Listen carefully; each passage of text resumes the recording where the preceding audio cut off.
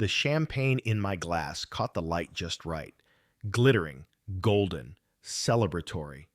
But my grip on the stem was a little too tight, and the ring on my finger felt like someone else's choice. My wife was laughing across the table, cheeks flushed, veil slightly askew, the way she always looked after a few drinks. Her eyes scanned the room, not looking for me, and I was trying not to look at the guy who stood to give the toast, my oldest friend, my best man, the guy who used to date her. There's a photo of the three of us from sophomore year that my mom still has on her fridge. Ben's in the middle, arm around both of us, smiling like he just won a raffle. I'm on his right in a hoodie that didn't fit and jeans I wore too often. Elise is on his left in a cable knit sweater, half laughing at something he'd said, one eyebrow raised. You wouldn't know from the picture, but I was already in love with her back then. You also wouldn't know that she and Ben were sleeping together that semester. It took me a year to say anything. And when I finally told her how I felt, she told me she and Ben were over and had been for months. I believed her. I wanted to. Ben didn't say much when I started dating Elise. He just raised his eyebrows once, said, "You sure?" and cracked a beer. That was his way. He didn't make scenes. He planted seeds. I never thought I'd end up marrying her. I mean, I wanted to. I'd pictured it, sometimes too often. But I always figured she was a little out of my league. But then she stuck around after graduation, through my first soul-crushing job, through the year my dad got sick, through my ridiculous proposal attempt in the back of my Honda Civic with a ring that didn't fit. She said yes. We told people. Ben sent a text with a string of clapping emojis and a joke about finally giving in. I asked him to be my best man anyway. That probably sounds like a dumb move. It might have been. But when someone's been your closest friend for more than a decade, someone who's held your hair after parties and punched a guy for shoving you in a parking lot, it's hard to pretend the past can erase all that. Besides, he said all the right things. "Man, I'm happy for you," he told me, holding out a beer the night I asked him to stand beside me. "Elise is great. You two make sense." And then he added with a wink, "Just don't screw it up." The reception was in a refurbished barn that Elise's parents paid for. String lights hung in swooping lines between the exposed beams. Mason jars and eucalyptus centerpieces on every table. We had a taco bar. Elise wanted that. It was fun and different. I didn't care. I just wanted the whole thing to go smoothly. I didn't have many requests, but I did ask one thing of Ben. Keep the speech short, light, and clean. No ex-jokes, I said. He raised his hands. "Dude, come on, give me some credit." I nodded like I believed him. We got through the ceremony fine, aside from Elise's cousin tripping over a bench and the flower girl refusing to walk down the aisle. We got through photos, through the cake cutting, through the awkward line dances I didn't want to participate in but did because it made Elise smile.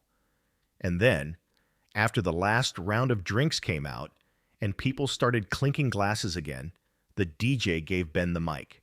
He tapped it once. "Is this thing on?" People laughed. I watched Elise slide her hand into mine under the table, and then Ben started. "Most people in this room know that I've known the Matt longer than anyone else he began. "We met in 7th grade. He let me copy his algebra homework. I once let him cheat off me on a history quiz, so we're even." A few chuckles. So far, so good. "And when I met Elise," he paused. I felt her fingers twitch slightly against my palm. "Well, let's just say I knew right away she was out of our league." More laughter. I even smiled. She had this way of making you feel like you were the only one in the room. You know what I mean? Elise shifted beside me. Her smile faltered just a touch. Ben looked directly at us, his voice casual, almost warm. "I always used to joke with Matt that whoever ended up with Elise would be the lucky one. And look, he got there first." Silence. Then, Like he realized what he'd just implied, Ben gave a half smile and added, I mean, second. Second time's the charm, right? There was a ripple of confusion in the room. A few guests laughed awkwardly. Someone dropped a fork. Ben kept going like nothing happened. I remember this night during senior year, he said. Elise was trying to choose between two grad schools. She was torn. One had the better program, the other had the better scenery. He laughed to himself. She picked the one with the prettier view. And Matt, buddy, I think that says everything. I didn't move. He wasn't yelling. He wasn't slurring. He was smiling. And every word landed like a quiet grenade. Afterward, when the DJ tried to transition into a dance set, there was a weird, hollow energy in the air, like the room had exhaled and wasn't sure if it should breathe in again. Elise excused herself to the bathroom. Her mom followed.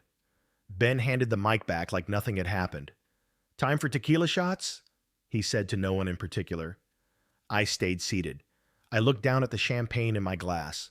Still glittering, still celebratory, but I felt sick. I didn't go after Elise right away. Part of me thought if I just waited long enough, it would pass, like a bad weather front or food poisoning. But 15 minutes later, she still hadn't come back. When I pushed open the bathroom hallway door, I heard low voices. Was completely inappropriate, her mother was saying. I told you we shouldn't have asked him, Elise said. Her voice was sharp, but low. I told Matt and he didn't listen. Do you want to go back out there? Her mom asked. A pause. Then, not really. I stepped back before they saw me. I didn't go back to the main room either. I walked out to the back lot where the catering trucks were parked. Lit a cigarette I hadn't touched in years. Just needed something to do with my hands. Ben found me there 10 minutes later. Hey, he said. I didn't respond. He leaned against the wooden railing, looking out at the gravel and the field beyond it. Look, man, if that came out wrong, cut the crap. He blinked. What? You knew what you were doing. He ran a hand through his hair. You're being sensitive. You brought up the past like it was a joke. It was the past. Was it? I said. He didn't answer. I turned to face him. Why did you say it? Ben shrugged. Because part of me still thinks you settled. And I think part of her did too. The quiet was worse than shouting. Then he said, You think I'm the only one who sees it? I didn't hit him. I didn't yell. I just walked back inside. By the time I returned, Elise was back at the table. Her smile was thinner. Her drink was full. She looked at me, eyes glassy, and said, So, how do we pretend that didn't happen? I don't know, I said, and we both just sat there. I woke up the next morning with a hangover that wasn't entirely from alcohol. There's a different kind of weight you feel when the first day of your marriage starts with silence. Elise was already out of bed. I could hear the water running in the bathroom, the faucet hissing too long. I sat up slowly, the hotel room still smelling faintly like her perfume, and something sharper, like melted wax and leftover hairspray. I reached for my phone. No messages, not from Ben, not from anyone else who'd been there. Just a photo from my aunt of the cake cutting with the caption, You both looked beautiful. So proud of you. The photo didn't show our hands holding the knife. It caught the moment just after. I was smiling. Elise was looking at the table. She didn't talk to me until we were halfway through packing up the bridal suite. Her voice was even. So what now? I didn't answer right away. I just folded one of her jackets and placed it into her suitcase. Elise? She zipped it shut, hard. I told you not to ask him, she said, not looking at me. I told you.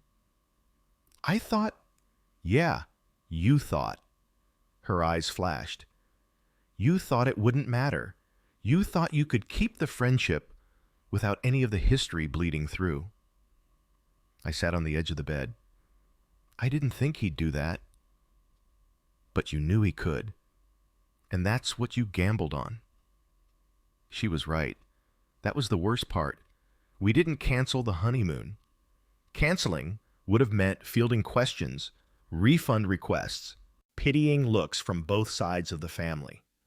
So we flew to Bermuda anyway and checked into a resort with crisp white sheets, endless buffets, and smiling couples on every floor. We made it 2 days before we talked about it again. It was a Tuesday afternoon. The sky outside was cloudless, and the pool deck was blasting soft rock covers of 90s songs. Elise was in a chaise lounge, flipping through a paperback she wasn't reading. I brought her a drink, something orange and icy, and she took it without looking up. "I'm not over it," she said. "I know. I don't think I ever will be." I sat beside her. Is it what he said, or that he said it at all? She looked at me for a long moment. Both. Here's the thing about trust. It doesn't break clean. It splinters. You get caught on it later, when you least expect it, reaching for something simple like a smile or a memory, and suddenly it stings. That week, we still smiled for photos. We posted 2. We ate overpriced seafood and went snorkeling and signed up for a sunset cruise we barely talked on. I think I said I loved her once. She didn't say it back. Ben didn't text, but other people did. My cousin Caleb. "Hey man, awkward speech, huh? But congrats again." My friend Jana, who'd always been neutral about Ben. "Is it true what he said? Did she date him first?" And then, eventually, Elise's sister. "Ben's a piece of shit. Just so you know." I stared at that one for a while. We got back home to a stack of unopened wedding gifts and a bunch of half-dried eucalyptus stems someone had shoved into a reusable bag. The apartment felt smaller, even though it hadn't changed. Elise took one look at the pile and said, "I can't deal with this right now." She walked into the bedroom and closed the door. I opened cards. I made a spreadsheet of who gave what. I texted thank yous. I stared at the blender box from Ben and almost threw it in the trash. But I didn't. I put it on the kitchen counter, unopened. The first real fight came 4 days later. We were sitting in the living room. Elise was scrolling on her phone. I was trying to ask about when we'd file for the name change. "I don't think I'm going to," she said. I blinked. "What?" She set her phone down. "I don't think I want to change my name." I nodded slowly. "Okay, but is this about the speech?" She hesitated. "It's about everything. Elise, I don't want to be someone's second choice." "You're not." She looked at me. "Then why did it sound like I was?" I didn't know how to answer that, because in truth, I had asked her out after Ben. I had waited. I had circled, hesitated, second-guessed myself, and maybe part of me had always been measuring myself against him, even after everything, even after she picked me. "Elise, I chose you, not him, not what he thought, you. And I want to believe that." Then believe it. She didn't say anything for a long time. Then, "I need space." She moved in with her sister for 2 weeks. Not a formal separation, not a breakup, just space. She said it like she was choosing self-care, like she was letting us breathe. I let her go. I didn't chase. I didn't beg. I just sat on the edge of the bed and looked at the space her overnight bag used to sit. And I started thinking about all the things we'd almost said. Ben still hadn't reached out. I saw he'd posted a story from some brewery 2 towns over. A girl on his lap, laughing, a toast in hand. I wanted to punch the screen. Instead, I called him. Straight to voicemail. I waited a day. Called again. He picked up on the 3rd ring. "Hey," he said, voice casual. "You got a minute?" "Depends. I want to meet." A pause. "You sure that's a good idea?" "No," I said, "but I'm doing it anyway." We met at the park behind the middle school. The same place we used to sneak beers and kick soccer balls until the field lights went out. Ben was wearing a hoodie, sunglasses perched in his hair. "Didn't think I'd see you again this soon," he said. "Yeah, well," I replied, "I've got a few things I never said." "Go for it." "You embarrassed me." He nodded slowly. "You embarrassed her. Not on purpose." "Cut the crap." Ben kicked a pebble with the toe of his sneaker. "You think I still want her," he said. "Do you?" He didn't answer. Instead, he said, "I think you always felt like you were filling a space I left open. And maybe that's true. Or maybe you just let that fear run your marriage." My jaw clenched. "You think I'm insecure?" "I think you're haunted." I stepped forward. "You think that was your place to say? In front of our families? Our friends?" "No," he said. "It wasn't." A pause. "But it felt good." That was the nail. I stared at him. And then I said the one thing I hadn't said since the wedding. "We're done." He looked up. I kept going. "You're not my friend anymore. You haven't been for a while." He opened his mouth. I turned and walked away. I didn't tell Elise that night. I didn't tell her the next day either. But I started cleaning the apartment. I moved the blender off the counter. I repotted the plant she liked. I threw out the leftover favors we hadn't mailed, and I texted her. Me. "Whenever you're ready to come home, I'm here." No response. But I meant it. The first night she came back, she didn't unpack. She walked in holding a Trader Joe's paper bag, soap, face wash, some tea, and she placed it gently on the bathroom counter without saying much. I was in the kitchen, chopping garlic for a dinner I hadn't been sure she'd eat. When I heard the water running, I didn't say anything. I just kept cooking. Wet pool. Didn't talk until after the plates were washed and stacked. She was drying her hands on a dish towel, her shoulders still slightly tense, like she hadn't fully decided whether she was staying. "You talked to him?" she asked. "Yeah." "When?" "A few days ago."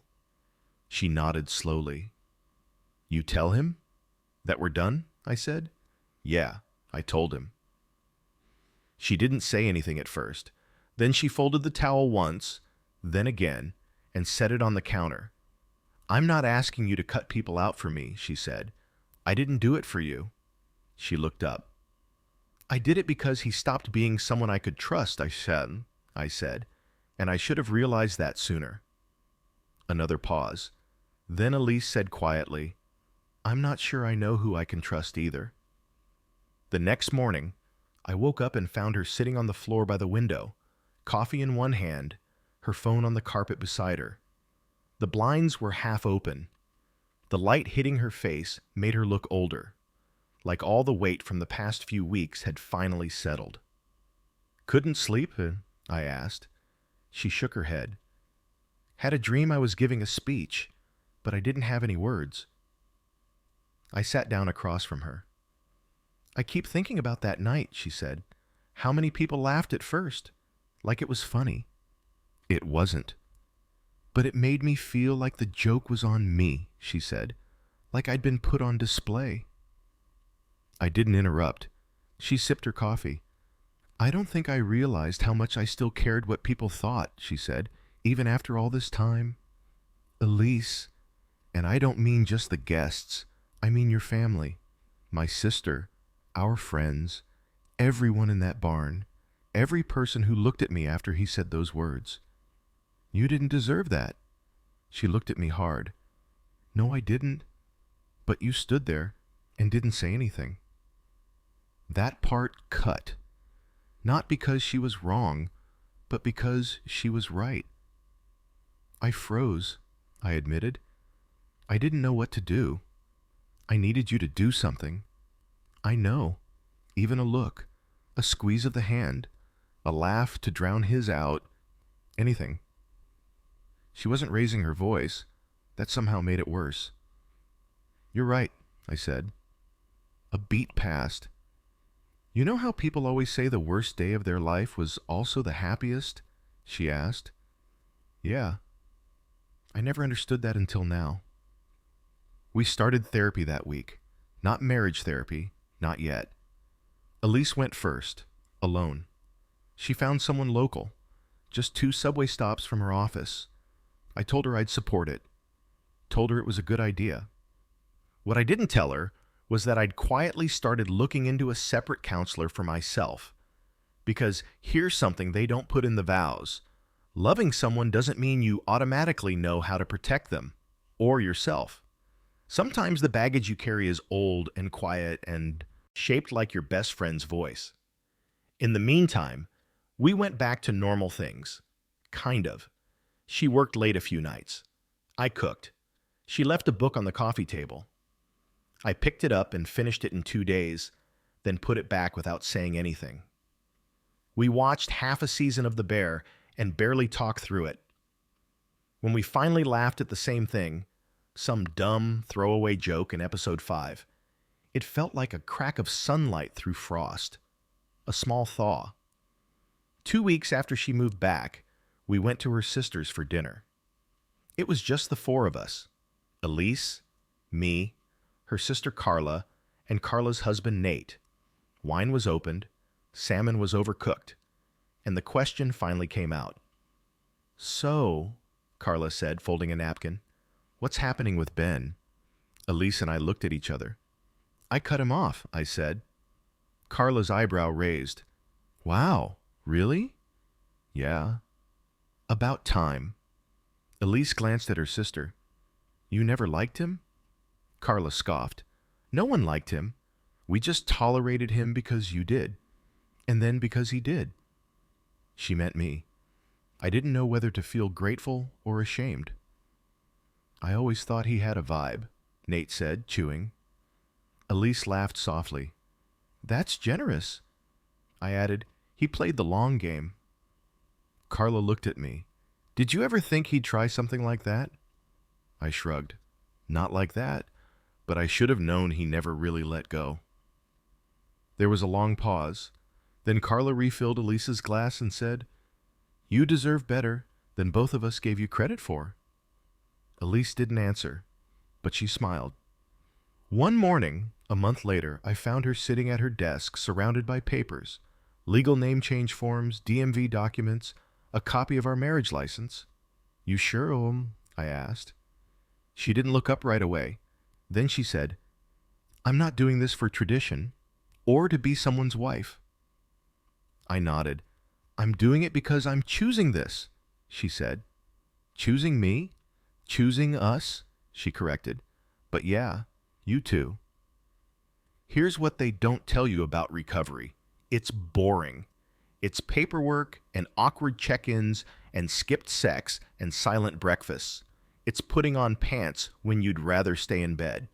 It's saying, "I'm still mad" in the same tone you say, "pass the salt." But it builds, little by little. And the thing you thought was cracked, maybe it was, but maybe it wasn't broken. One night, I asked her the question I'd been avoiding. "Do you believe him?" Elise looked at me. "Believe who?" "Ben, that you settled." She sighed. Then she got up, crossed the room, and sat next to me. She pulled my hand into hers. "No," she said. And for the first time in weeks, I felt it. The weight start to lift. I saw Ben again 3 months later. I wasn't planning to, and he definitely wasn't expecting me. It was a Thursday, just before noon. I had taken the day off for a dentist appointment and stopped by a coffee shop near my old office, one I hadn't been to since before the wedding. As I was paying, I heard the familiar half-laughing voice behind me. "Damn, man, look at this lineup. You'd think they were handing out gold." I turned around. Ben. Taller than I remembered, or maybe just more confident. A Patagonia vest over a flannel. Sunglasses perched on his head like he was trying to audition for a lifestyle ad. He froze mid-smirk when he saw me. "Matt," he said, like he hadn't just toasted my relationship into a social landmine 3 months ago. I nodded once. "Ben." He looked around, like we were in a sitcom, and the laugh track might kick in. Small world. I didn't respond. After an awkward beat, he gave a shrug. You look good. I feel tired.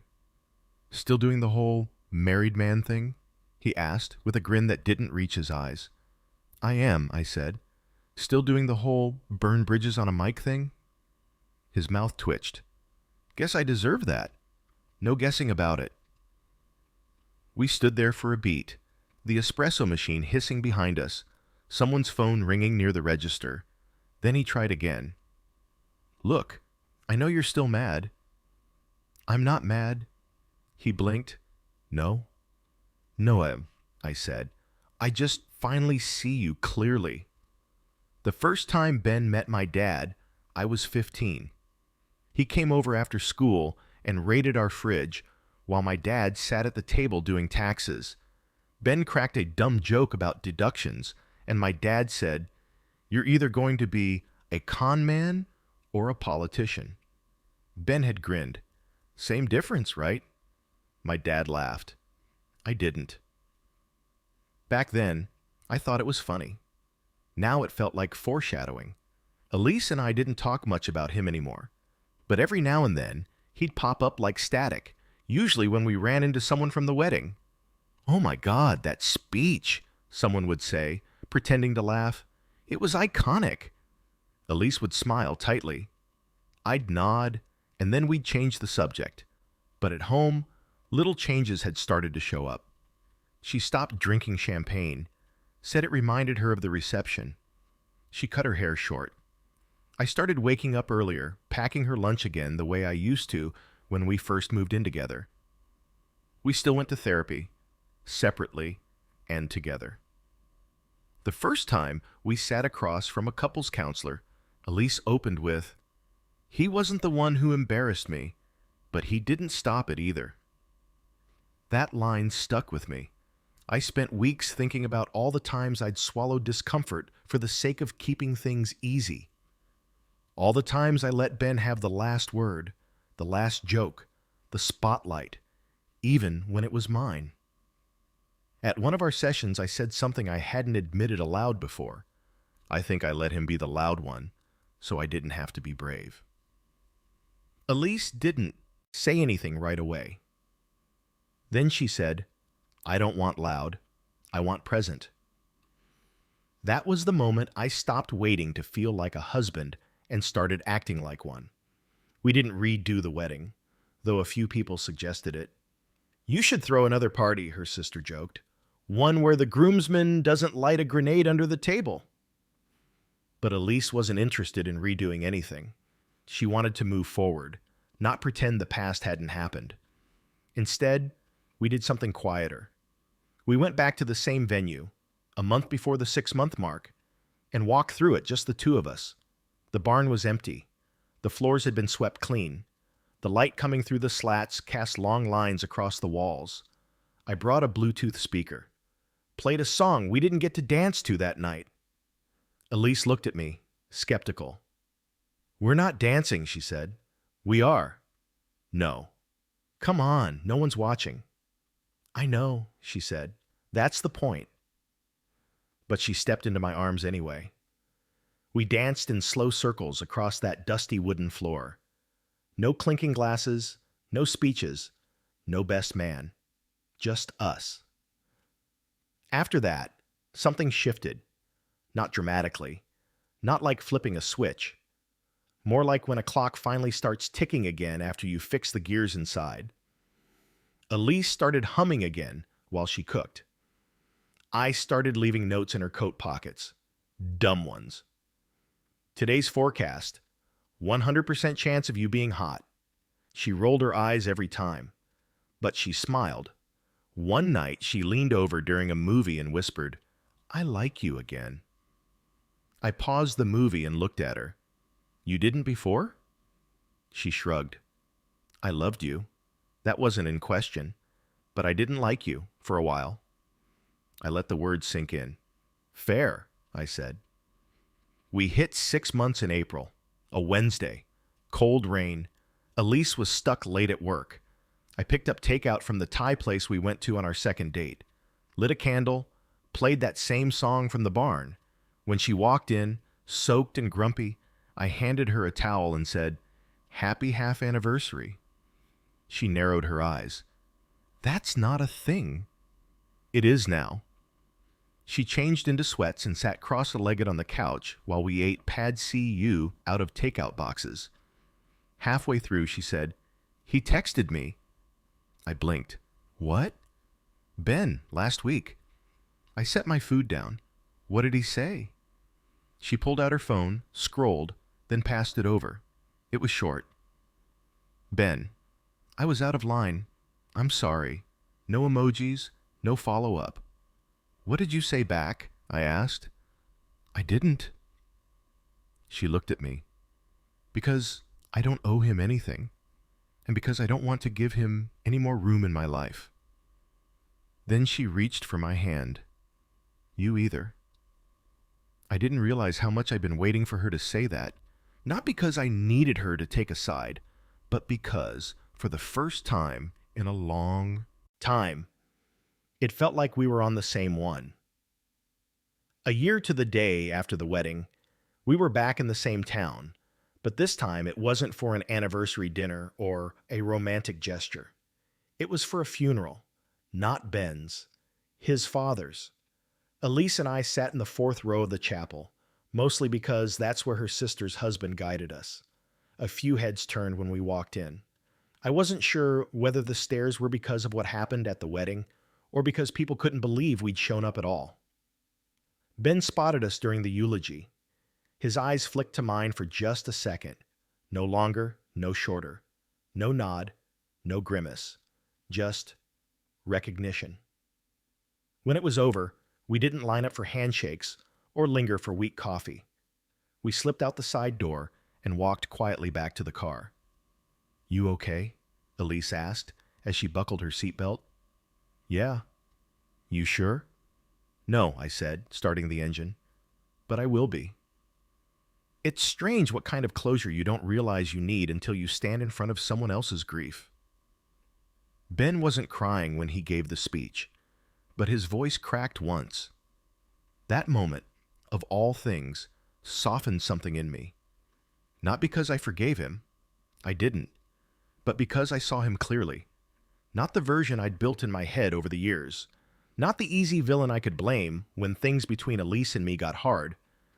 But a guy standing where I had stood, now unsure how to keep going forward without hurting someone. That didn't excuse what he did, but it helped me let go of the space he took up. Elise and I had both changed. We had different rhythms now. She joined a writing group that met Thursdays after work. I started doing morning runs, earbuds in, podcasts playing, just to clear my head before the day began. We talked about having kids. Not seriously, not yet, but for the first time, the conversation didn't feel like a test or a trap. Just something that might happen when the time was right. We fought differently too. Gentler. Slower to raise voices, quicker to admit, that didn't come out right. And every once in a while, one of us would say something like, "Remember the blender?" And the other would laugh a little too loudly, then go quiet. It was never really about the blender. One afternoon in June, we sat on a bench in Prospect Park watching a couple take wedding photos near the lake. The groom looked nervous. The bride kept adjusting her dress. The photographer was yelling over ducks. Elise nudged me. "What do you think his best man speech is going to be like?" I laughed. "Hopefully less traumatic than ours." She smiled. I looked at her. "Do you regret it?" "What, marrying you?" "Yeah." She was quiet for a second.